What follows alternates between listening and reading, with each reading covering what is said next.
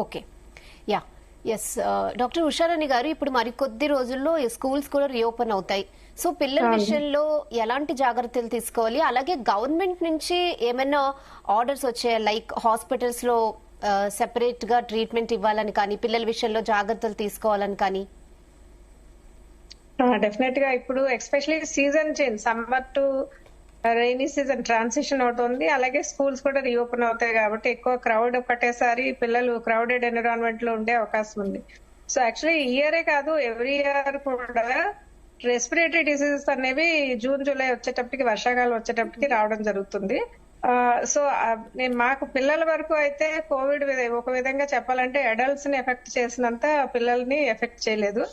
మేము first wave నుంచి కనుక చూస్తుంటే, ఫస్ట్ వేవ్ అవనివ్వండి, సెకండ్ వేవ్ ఒమిక్రాన్ అప్పుడు కూడా చూసాము, పిల్లల్లో చాలా మైల్డ్ సిమ్టమ్స్ ఉన్నాయి. ఓన్లీ మైల్డ్ ఫీవర్ లాగా upper respiratory tract infection, just జలుబు దగ్గు వచ్చి ఆగిపోవడం తప్ప దాని వల్ల అంత పెద్దగా ఎఫెక్ట్స్ రాలేదు.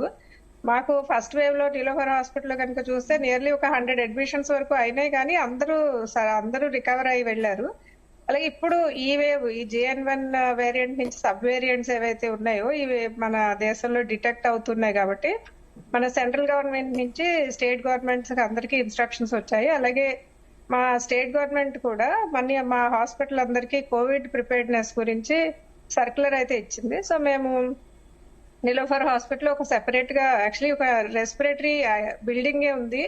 మేము ఏదైనా కోల్డ్, కాఫ్, అలాగే న్యూమోనియా కేసెస్ అన్ని ఆ బిల్డింగ్ లోనే అడ్మిట్ చేస్తాము. అందులో ఒక ఫ్లోర్ స్పెషల్లీ కోవిడ్ కోసం డెడికేటెడ్ గా పెట్టాం.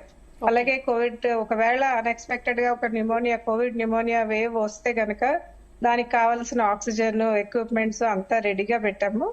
బట్ పాస్ట్ ఎక్స్పీరియన్స్ బట్టి చూస్తుంటే I'm not expecting any serious wave in children.